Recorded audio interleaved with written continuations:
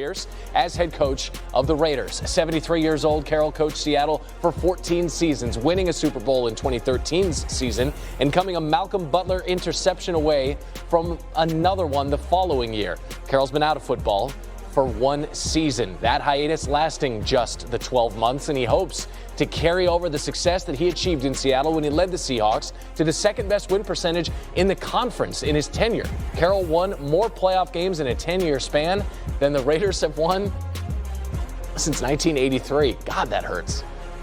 Senior NFL insider Adam Schefter is with us on SportsCenter. Adam, what more can you tell us about how this deal came together? Well, Randy, at a time where many teams are looking for the new toy, the Raiders decided to go with something that is old and reliable. They hired Pete Carroll on a 3-year contract agreement that will make him the oldest head coach in NFL history next season. He'll be 74. He acts like he's 34 and has the energy of a 34-year-old. And the Raiders surveyed the landscape and recognized in the AFC West there's a lot of good teams with a lot of good quarterbacks and a lot of good coaches. They know that they can't make up that ground overnight. They decided to opt for a simple, sure, proven way in Pete Carroll, who now goes from teaching at USC and goes to Las Vegas to now go coach the Raiders. He'll bring his ways, his methods, implement his culture, and this is exactly what the Raiders were looking for, somebody that they think can help stabilize and build that organization back up while they try to rebuild it and find a quarterback for the future to keep up with the rest of that teams in that division. Building in that division, you mentioned the coaches. You have 6 games against the likes of Andy Reid and Jim Harbaugh and Sean Payton in Denver, and now Pete Carroll in Las Vegas. Okay, so to what extent, Adam, was minority owner Tom Brady involved in this process? I don't think Tom Brady does anything where he's standing on the sideline just idly observing. I think Tom Brady was absolutely intimately involved in this process, had a voice, had a loud voice, and I think his opinions were heard. Yes, there were other limited minority partners. Yes, there is Mark Davis, but also there aren't many people in that room that understand the sport, that have the stature and the profile that Tom Brady does. So to answer your question, Randy, he was very involved. And Tom Brady had a tremendous respect for Pete Carroll. And he was obviously one of the main reasons that the organization decided to go in that way. There were a lot of people collaborating to come up with that call. They just hired their general manager, John Spytek from the Tampa Bay Buccaneers. He also had a voice and an opinion. But I think everybody came together and recognized that the safest, surest bet for this team moving forward was the former head coach of the Seahawks, the former coach of USC, a man who knows what he's doing, who's made his lifelong profession coaching, and they opted for a safe, sure bet in Pete Carroll. They got the coach. Now let's see if they can find a quarterback. That is Adam Schefter with the very latest on SportsCenter. Thank you, Adam. Drink it in. I mean, what is the opposite of greatest hits for head coaches? Because the Raiders are hoping that Carroll works out better than their recent head coaching hires. Jack Del Rio was their last coach with a winning record, and even he could not deliver a playoff win. The Raiders' 13 losses this season, matching their second most in a season in franchise history. NFL analyst Mina Kimes is with us now. And Mina, your Seahawks fan credentials are well established. You followed Pete Carroll's coaching time there very closely. So what's your perspective on the Raiders making this move? Well, I think what he did in Seattle over the course of many years bodes well for this hire, starting, of course, with the leadership aspect. All those things that go into running an entire organization, being sort of the CEO of the franchise. Pete Carroll is a proven commodity. Players love him. He's a culture guy. He's written books on leadership, Randy. So that's a check in his favor. But there's a couple other things I like about this for this specific team. One, whether it's this year, I do think it's going to be this year, even if they go with a bridge quarterback, he will be entailed with shepherding a young quarterback. And obviously, he was incredibly successful doing so with Russell Wilson in Seattle, building that offense around him, his skill sets, making it quarterback friendly at first. Pete Carroll did that extremely well in Seattle. And then the other thing, I think the biggest problem with Las Vegas, or the biggest thing that needs to be fixed, is the pass defense. Injuries did play a role in that. But Pete Carroll is one of the best defensive coaches, especially when it comes to coaching the secondary, of his generation. And something people forget about Seattle, that defense did evolve schematically during his time there. He tried a bunch of different things. He was not stuck in his ways. And I think that adaptability will serve him well when it comes to fixing this Raiders defense. I mean, listen, it's a division that has Patrick Mahomes and Justin Herbert and Bo Nix, and all these other quarterbacks are on the rise. So having a talented secondary, an effective one, would be a nice change of pace for the Raiders, who have not won a playoff game since 2002. Mina, more with you in just a moment. Well, the Commanders are in the midst of their deepest playoff run since 1991. Next up, a familiar foe, the Eagles, and in a familiar role as underdogs. Washington's getting 6 points Sunday in Philly. Commanders' upset would make them the 4th team to reach a Super Bowl after pulling off upsets in the wild card, divisional, and conference title rounds. But the injury bug has found its way to the nation's capital. Commanders guard Sam Cosmi's out for the season after tearing his ACL against the Lions, and Bobby Wagner has not practiced all week with an ankle injury. And Commanders quarterback Jaden Daniels looks to become the first rookie QB to start a Super Bowl. Daniels will be the 6th rookie QB to start a conference championship game. All other 5 lost. New on SportsCenter, Daniels seemingly unfazed by the stage. Everybody tries to write like an underdog story, but for us, it's just we're just going out there and playing confident, like know we can compete against these guys, and that's a very good team. So there's nothing like I take a little extra motivation. I'm already motivated to go into the game, regardless if it was week 2 or the NFC Championship game. I mean, you really don't want to make a game too bigger than obviously what it is or where it can be. Obviously, it's a big game, but you got to go out there and keep the same process, keep the same routine, and trust your preparation. At the Commanders facility in Ashburn, Virginia, we say hello to Jeremy Fowler. Jeremy, you were at Commanders practice earlier. What's the team's vibe heading into this NFC title game? Phil, the vibes are vibing. This is a vibey place, I would call it right now, because we just stepped out of the indoor practice facility a little bit ago. We watched Jaden Daniels. He was doing a little 2-step to the loud music in the building. He was constantly smiling and joking with his quarterback teammates. This is a team that is clearly very comfortable in its own skin. And Jaden Daniels' reason for that is very clear. He said, look, I let my play do the talking. There's no other reason to say anything. Win or lose, we're going to go out there and just let it loose, let it go. So that's this team's mentality right now. And I love this quote from defensive lineman Clellan Ferrell. He said, this game will either make dreams or kill them. Well, they got to lock in Sunday because Saquon Barkley and that Eagles running game is the task at hand. Barkley, 324 rush yards this postseason. And Jeremy, I mean, they know he torched them for 296 in 2 regular season games. What's the team saying about, again, being tasked with slowing down Barkley? Well, Phil, every coach and player I've talked to in this building has used the exact same word, discipline. It's a boring word, but it's one they know they need to embrace because they keep saying, we cannot let Saquon Barkley hit home runs. Singles are okay in baseball terms.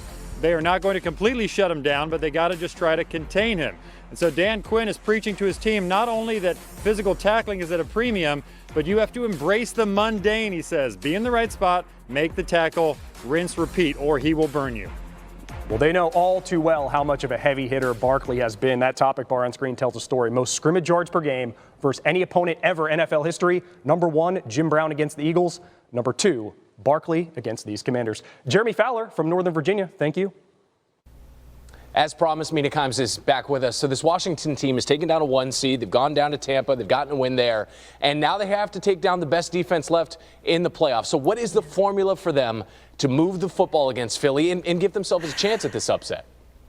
Yeah, it's a real challenge for young Jaden Daniels because you're right. The Eagles defense is the best of the 4 left. I think the Commanders offense will lean on some of the things they did well the second time these teams played. And keep in mind, Randy, the Eagles defense really did bottle up that offense for the first half. And I think Jalen Hurts' injury played a role in their loss. But one thing that struck me that Jaden Daniels did very well, that I think he can do well again, is his play out of empty. 14 plays, 12 yards per play on average. And there's a couple of reasons why he's so hard to stop. One is he's a dual threat. So even though there's not a back there, you still have to count for him as a runner. The Eagles didn't in a couple of key scenarios. He sprung a 29-yard run on 4th and 11 out of empty. The other is his ability to throw deep quickly. Again, nobody's there helping him pass pro, but he was able to hit a couple of deep balls against the Eagles defense in no huddle out of empty, and I wouldn't be surprised if he does it again. He could be on the move a little bit, with the Eagles moving him with their own pressure as the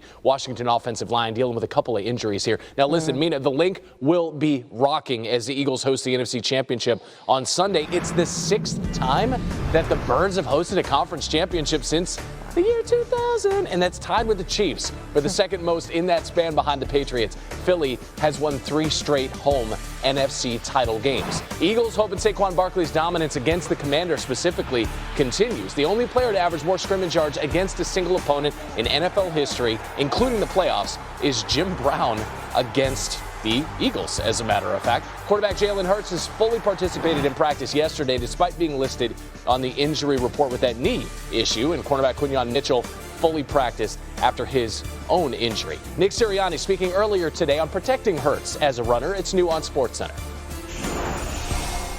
We're very aware of everything. We try to put Jalen in safe situations. We want him to put himself in safe situations, and we understand that there's a lot of things that Jalen does, in the running game that help us run the football. And, it's as we go through it, we do whatever we got to do to win the game, but his safety is always at the forefront of our mind. Do you have a sense of where Jalen's mobility will be for Sunday? I think he's had a good week of practice, and I think he's done, some really good things all week, and we'll see. Okay, so Mina's back with us, and we just heard from Nick Sirianni. There have been questions about how effective Jalen Hurts will be throwing the football, despite that emphasis there on how Jalen sets up the run game. But Mina, if he is less than 100%, how can Philadelphia put him in a position to succeed throwing the football? Yeah, I think the Commanders are going to sell out to stop the run the same way they did when Hurts was injured, by the way, and they were able to limit Saquon Barkley after the first half, last time these teams played, outside of one big explosive run. And to that end, I think Hurts, the key is just going to be that time to throw, which has been an issue with him in the postseason, holding on to the football. It's loud pressure to get home. But it's particularly important against his Commanders defense, Randy, because they really struggle against quick passes. In fact, they're amongst the worst defenses in the NFL when quarterbacks throw the ball in 2.5 seconds or less. I would also target the middle of the field. I'm thinking slants to A.J. Brown, crossers with Devontae Smith. That ball has to come out quickly out of Jalen Hurts' hands for them to move the ball on offense and avoid that 4-man rush. And some of that is on the scheme, but some of that is also on Hurts himself, hanging on to the football just a little too long this season. We'll see if that changes in the NFC title game. We got more from Mina Kimes coming up later in the show. Thanks, Mina. Bonjour, Brian. All right, Championship Sunday in football featuring the Commanders and the Eagles, and then the Bills and the Chiefs. Let's take a look back at the stars that got them here. How about Travis Kelce continuing to build his playoff reputation with 117 receiving yards and a touchdown against the Texans. His 9th 100-yard receiving game in the postseason, surpassing Jerry Rice for the most in NFL history. Then there's Jaden Daniels passing for 299 yards, 2 touchdowns in the Commanders' stunning upset in Detroit. Daniels recording the second highest total QBR for a rookie in a playoff game since that metric was introduced in 2006. Saquon Barkley ran wild, Hulkamania style, in the snow to lift the Eagles over the Rams. 205 rush yards, setting a franchise playoff record. The Rams had never allowed a 100-yard rusher in a playoff game under Sean McVay. And Josh Allen continues, speaking of rushing, to find the end zone with 2 scores on the ground against the Ravens. Steve Young is the only quarterback who has rushed for more playoff touchdowns than Josh Allen. Football analyst SamAcho would love to stop a running quarterback, and he did so in his playing days. He's with us on SportsCenter. Sacho, we just went through some of these awesome performances from the divisional round. Let's dive into how to slow the Stars in the championship round. How did the Eagles slow down Jaden Daniels? The best way to slow down Jaden Daniels is by trying to keep him in the pocket. What do I mean by this? Jaden Daniels, whether it's in the NFL as a rookie, even in college, is outstanding outside of the pocket as a runner and also as a passer. And so what you have to try to do is try to keep him contained. Condense the pocket, make him a pocket passer. Yes, he is proficient and efficient as a passer, but don't let him use his legs to hurt you, especially in the red zone. So the best way to contain him is by keeping him where he started. All right, what about the Commanders? How do they slow down Saquon Barkley? The best way to slow down Saquon is don't even give him a chance to get the ball. How do you do that? You get a lead early and force this game to be more of a one-dimensional game. Teams love to be balanced in football, run game and the pass game, but the best thing to do if you're the opponent, which is the Commanders, is try to get an early lead, even if it means being aggressive. Maybe you're up 10-0, maybe it's just a touchdown, or try and get Saquon a little bit more out of the game. He's having an outstanding year, big-time performance and big-time runs, and so you can make it more of a passing game because you have a 1 or 2 score lead. It could reduce the touches for Saquon Barkley. Okay, how do the Chiefs slow down Josh Allen? Man, so this is actually the opposite of this. I would actually say for Josh Allen, force him to throw the ball more. I got a chance to play with Josh Allen my last year in the NFL. He is a large human being. He's 6'5", 240 plus. He's big, he's strong, he's physical. So what this team loves to do, they love to run the ball with James Cook and then also let Josh Allen have options to run the ball as well. Now, if you have an opportunity to force him to throw it, I think out of his 6 interceptions, 5 of them came when he threw it 34 times or more. Make him throw it more, make some bad decisions. Make him throw it more. Okay, how did the Bills slow down Travis Kelce, Sam? Man, well, you got to try to do a little bit more man-to-man defense. The reason why I say that is this. Travis Kelce is outstanding against zone. He and Patrick Mahomes have a great relationship, so he understands how to find not only soft spots in the zone, but he knows what's going to happen before it happens. He knows where to sit. Mahomes knows how to get it to him. So I would say switch up, not just zone coverage, play a little bit of man coverage, have different people on Travis Kelce. We just went man-to-man with SamAcho. Thank you, sir. Continuing to follow the fact that the silver and black are bringing a little silver to their sideline. Pete Carroll is the new head coach of the Raiders. I'm one to talk. Heading in Las Vegas, a year removed from the end of a 14-year run with the Seahawks that saw Carroll lead Seattle to 2 Super Bowl appearances and 1 Super Bowl title. Carroll taking over for Antonio Pierce, who had 1 season as head coach in Vegas. And Carroll inherits a rebuilding team that won its way out of a top 3 draft pick, thanks to a good stretch down the stretch, and may look to free agency or trade for its next quarterback. The Raiders have not won a playoff game since 2002. That is tied with the Jets, a team they beat in that playoff run, for the second longest active drought in the NFL after the Browns. I could do without the laughing here in studio, I'll tell you that. We are back with SamAcho. Sam, you have some personal experience with Pete Carroll. What do you make of this move by the Raiders? I love the move by the Raiders for a couple reasons. Number one, I got a chance to play against Pete Carroll every year, 2 years when I was with the Arizona Cardinals, the first 4 years of my NFL career. And he knows how to build a culture. As a matter of fact, a bunch of my teammates from college played for Pete Carroll, and they talked about the way that he builds culture. Yes, I get it. He's 73, but in this case, age is nothing but a number. Pete Carroll has this youthful presence about him. I even knew him when I was getting recruited by USC back when he was in college. He brings a sense of culture, a sense of competitiveness, and a sense of confidence to the Raiders. He knows how to win. He's won Super Bowls. He's been there before, won at every level. So for me, I think it's a great hire for the Raiders. It's a 3-year contract. If he does coach all 3 of those years, it would put him at 76 years old at the end of that final season. Carroll has won 5 division titles and a Super Bowl since the Raiders last won a playoff game. SamAcho, thank you, sir. Another Mahomes-Allen showdown. Plain and simple. We got to go take it. Find a way to get it done. We fly around. We drag it lane. We dominate. He's an ultimate competitor. He wants to win, and that's why he is who he is. I've been able to go against Josh a multitude of times, and every single game, it seems like it comes down to the very end. 3 of the last 4 postseasons have been ended by the Chiefs. There's always going to be someone in that position until they're not. It's a great story when you can be the one that makes them not be in that position anymore. Kansas City, here we come!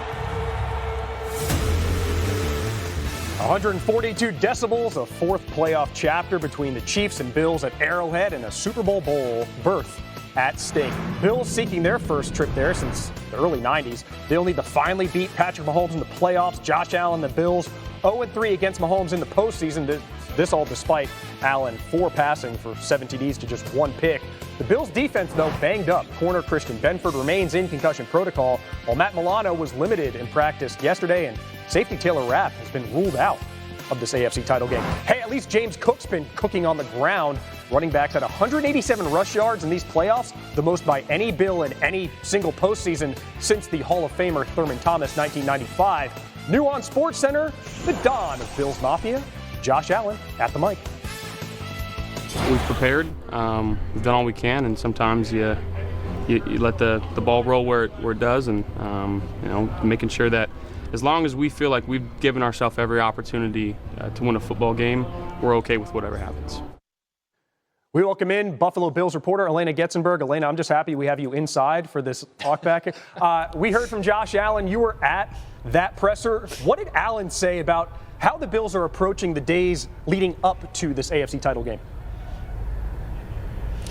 Yeah, Phil, we actually just came from the locker room and hearing what Josh Allen had to say, and he talked a lot about how you're just trying to stick to your routine. They're going to still have their dinner with the quarterbacks that he normally does. He's going to hang out with his teammates, and he's going to try and treat it just like a normal week. But one thing Allen did acknowledge is that, he has those moments when you lie down and you have those vivid dreams of what could be. But while you have those, you have to try and keep it as normal as possible. And also get your sleep was something he noted as well. So while it's this big Allen-Mahomes matchup, he made it very clear that, and everyone in the building really talking to guys throughout the locker room, they are trying to do what they can to make a very, very big game as normal as they can, and we'll see how it comes out on Sunday. He and every card-carrying member of Bills Mafia with those dreams of what a win here would mean. Elena, thanks so much. All right, as for the Chiefs, they're preparing for yet another massive game at Arrowhead. Kansas City has earned 11 straight home wins dating back to last season. That includes the playoffs. That is the second longest streak in franchise history. The 2-point spread, though, against the Buffalo Bills suggests a close game. Those are old hat for Patrick Mahomes and company. The Chiefs have won 16 straight one-score games, including the playoffs.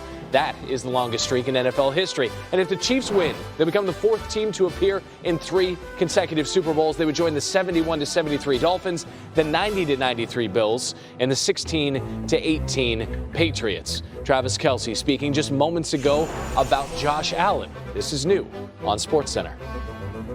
Josh is who I used to dream about being like in the NFL. Big, athletic quarterback, big arm, being able to be a dual threat guy. I never had the arm talent that Josh had, so they kicked me over to tight end. And, his ability to do everything, obviously he's, you could tell he's really took the bull by the horns and really been their leader up front and channeled that. Guys come in and out of the building, and he's the main piece in there making that thing go week in, week out. And I got so much respect for that guy. We are back with NFL analyst Mina Kimes on SportsCenter. And starting with Buffalo in this AFC Championship game, Mina, what's the recipe for the Bills' offense to keep the Chiefs off the field? The Bills need to do what they did when they played in the regular season and they won, which was they sort of out-Chiefs the Chiefs, by which I mean they put together long, excruciating, double-digit play drives and held the Chiefs to their lowest time of possession of the season as a result. And going back and watching those drives, Randy, it was a lot of quick passes into the flats, screens. They were able to get yards after the catch. They went after the Chiefs linebackers and safeties in coverage, hunting matchups. Josh Allen, as he has all season, didn't really have to force the football. And I think that's going to be key, not only towards stringing together these long, efficient offensive drives, but it's a way of keeping Patrick Mahomes off the field. Okay, there's Patrick Mahomes, and then there's one of his favorite and proven weapons in the postseason. That's Travis Kelce. Defensively, the Bills have to try to limit him. Who specifically on Buffalo's defense will be most impactful in trying to slow him down? Yeah, well, again, I'm going to go back to the last game because Travis Kelce was limited in that game, held to 8 yards. And I thought Christian Beck, when he was on him, did a fantastic job. They played a lot of man coverage in that game, which is another thing I would advise. Playing zone against Travis Kelce in the playoffs is really kind of a death wish on defense, as we saw in the last round. You got to get physical with him at the line of scrimmage. Defenses that have done that with their corners have had success. It's a tall order. It is a tall order, but I do think what they did the last time during the regular season will serve them well again. All right, listen, as Mina said, 2 catches, 8 total yards. That was week 11, and that was a win for the Bills over the Chiefs. At that point, the only loss of the Chiefs season. Really win or stay home. The Eagles host the NFC Championship game Sunday in South Philly. A win would get them a work trip to New Orleans. Pleased to be joined by Sal Paolantonio covering the Eagles in Philly. Sal Pal, Jalen Hurts and the Eagles just off the practice field. You were there watching. What did you think of Hurts' knee after he was a full participant in practice yesterday? Well, I thought he looked pretty good. He was moving pretty fluid. You know, the best time that I saw him moving was when he was running in the parking lot with his helmet in his hand from the NovaCare facility to inside the bubble. He was jogging with no limp whatsoever. Take a look at him on the practice field today. They were in the bubble. It's a little cold here. They practiced at the link yesterday. And he looks like he is progressing. He said he is progressing. He said he probably will wear a brace on his injured left knee. He did get back his Pro Bowl center Cam Jurgens in practice. Jurgens missed practice on Wednesday. On Thursday, Jurgens practiced today. That's good. Dallas Goedert, his tight end, was also back on the practice field. So he got two important components back. And remember, he has not turned the ball over in 195 straight snaps. He's 2-0 in the postseason. But the snaps are good. The sacks are bad. Take a look at this graphic that we had prepared for SportsCenter. 9 sacks in 2 postseason games, 73 yards lost. You add up Mahomes, Allen, and Daniels right there on the chart. They have 7 sacks combined for 27 yards lost. He knows he's got to work on it. He's worked on it this week. He knows he's got to get better. But listen to him talking about it. I asked him about it in the press conference moments ago. Check this out. It takes all 11 for those things to happen. And so I think to answer your question, the number one thing is just communicating, being on the same page, understanding the MO of what we're trying to accomplish so we can execute in the fashion we want to. Yeah, execute is the key word, especially for the quarterback, Jalen Hurts. It's hot. Got to get that ball out. Remember, Jalen Hurts snap to release, second slowest in the National Football League, 3.12 seconds as a comparison. Jaden Daniels, 2.7 seconds, fourth quickest. So he's got to get the ball out much more quickly against the Washington Commanders. They know he's going to be wearing a brace. They know he's coming off a knee injury. They're going to be coming after him. Hut, ball out. Get that football out of your hands. You can also mitigate it with their run game. They have a designed run called on 51% of plays this season, including the playoffs' highest rate in the league. Sal Paolantonio, thanks so much. All right, welcome back to SamAcho. And Sam, we know who the man is for each of these 4 teams remaining, right? Patrick Mahomes and Josh Allen, Saquon Barkley, Jaden Daniels. But who are some of the unsung heroes that we could call Acho man, starting with the Eagles? Cooper DeJean. He's a first-round pick, a nickel/corner, but he gets his hand on the ball often. He has 4 fumble recoveries and a forced fumble. And oh, by the way, almost had an interception last week. Cooper DeJean is a difference maker for the Philadelphia Eagles defense specifically. Why? Because Vic Fangio loves to use his slot corner to try and blitz or also take away some of the better players on the offense. And so Cooper DeJean is an integral part of this game. He's going to be Acho man if they want to win. Now let's go to the other, not necessarily side of the ball, but the other team is Mikey Sainristil, another early round pick, 50th overall. He plays on the inside, but also plays on the outside. Had 2 picks last week. He's had an outstanding rookie season. He has great instincts. Not the biggest individual, but he has great ball skills as well. Another defender that could play a big-time role in having his team win. Now, in the other game that we're talking about, I'm going to go to James Cook, running back for the Buffalo Bills. The reason I say James Cook is such a big part of this offense is because this year, Josh Allen has thrown it less than he has pretty much his entire career.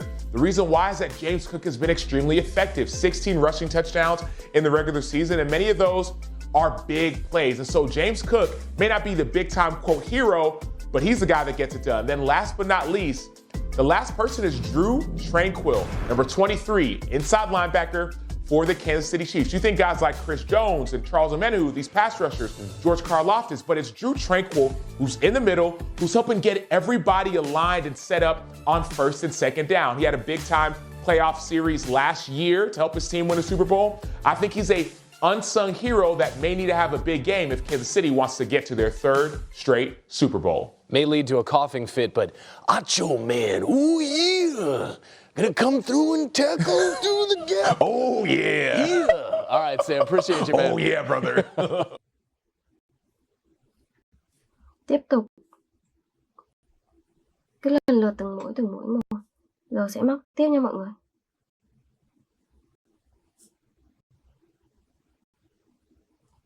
Mũi tiếp theo.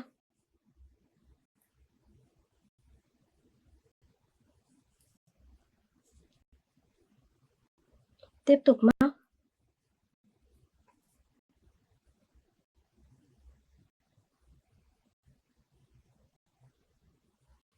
Cứ lần lượt từng mũi một, rồi sẽ móc tiếp nhé.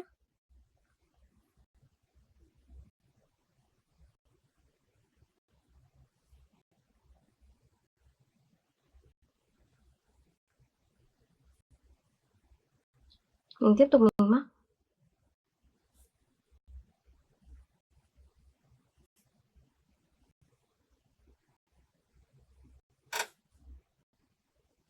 Cứ lặp đi lặp lại những mũi giống nhau cho mình là được. Bây giờ siết dây lại nhé.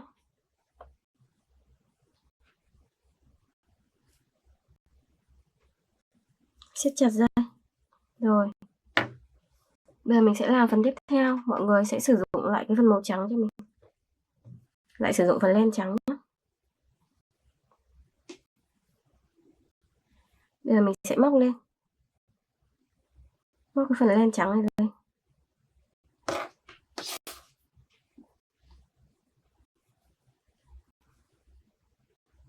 Và mình sẽ siết chặt phần len xanh này lại. Đấy, giờ mình sẽ móc lên nhé.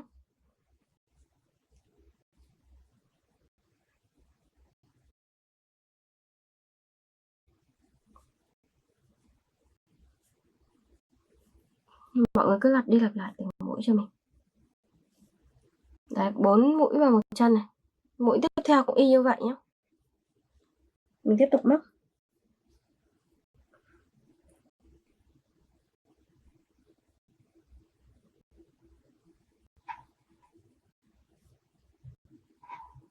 Tiếp tục này, lại móc 4 mũi vào.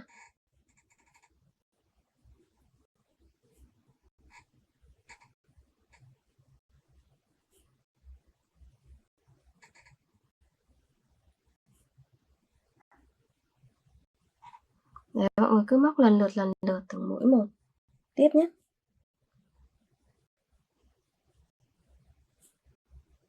Mũi tiếp nữa này.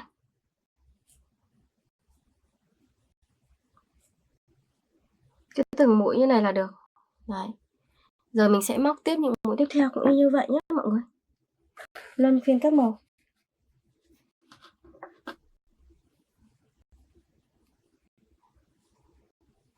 Tiếp tục móc.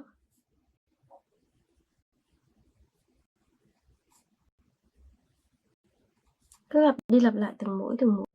Mũi tiếp theo nha mọi người. Rồi.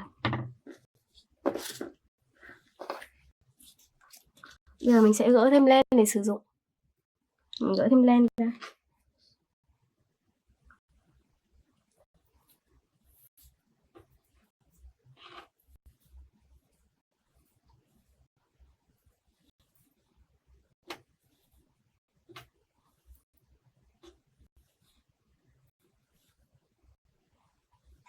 Bây giờ sẽ móc tiếp những mũi tiếp theo.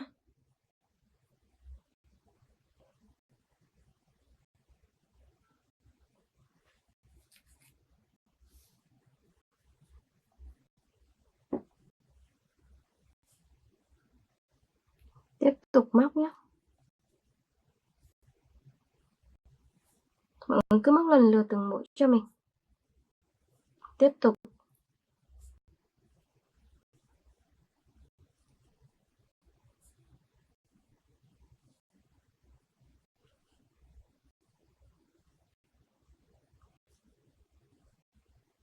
Đây, mọi người cứ móc lần lượt này cho mình được một nửa rồi đấy. Rất là xinh rồi. Giờ mình sẽ móc cái nửa bên này cũng y như vậy nhé mọi người.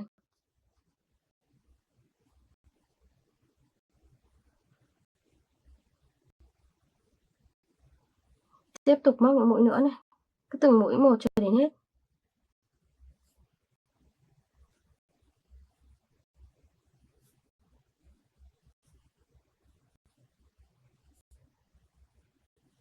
Rồi giờ móc tiếp những mũi tiếp theo nhé.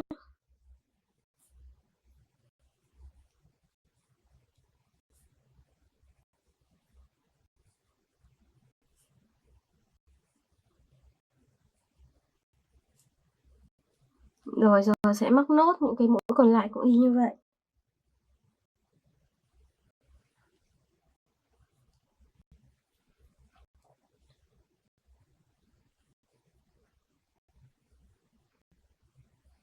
Cứ lặp đi lặp lại từng mũi cho mình.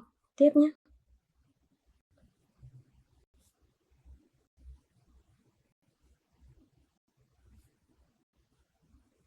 Cứ từng mũi mình móc tiếp. Đấy. Giờ sẽ móc tiếp những mũi còn lại cũng y như vậy nhé. Tiếp tục.